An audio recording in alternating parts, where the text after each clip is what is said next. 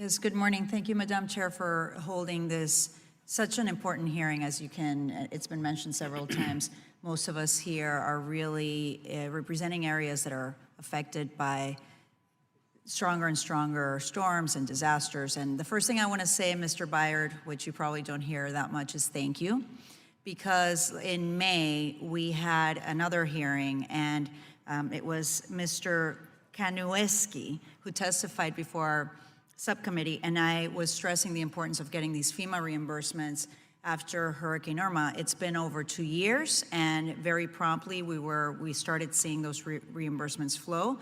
Unfortunately, we are still owed over $100 million in Miami-Dade County alone. And I'm just very concerned because it's been 2 years. We were very fortunate to dodge Hurricane Dorian, and we've incurred costs because of that. But I don't want us to lose sight of the fact that we're still waiting and holding, FEMA's still holding over $100 million just for Miami-Dade County alone. So my first quick question, if you could please assure me that you'll go back to your team and try to expedite those remaining reimbursements, I would greatly appreciate that. Yes, ma'am. Thank you.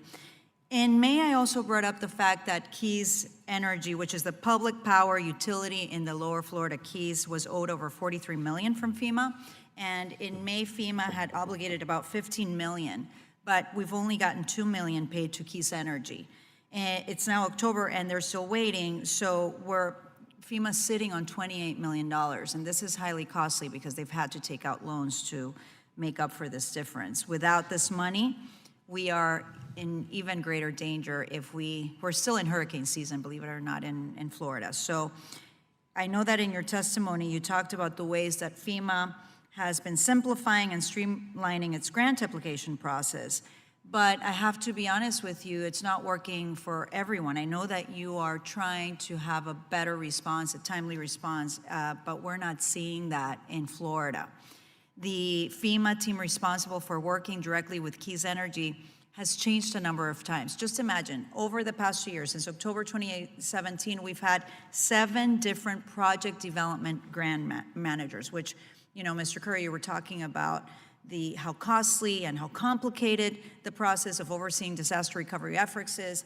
Well, it doesn't help when you have changes like this. 7 different staff members in FEMA overseeing this project. Every single time, every time there's a new person, we have to start all over again. So FEMA has Keys Energy walk them through the audits, walk them through the project worksheets, everything. Thankfully, they've had a consistent team since May, so I'm hoping that there's consistency there and that we can see improvement in the streamlining process.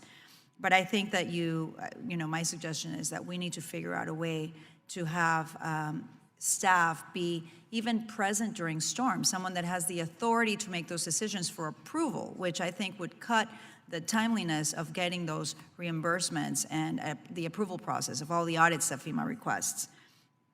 So, Mr. Byard, can you also please assure me that you can help with the Keys Energy reimbursements 2 years later? Yes, ma'am, I will. Thank you. Thank you.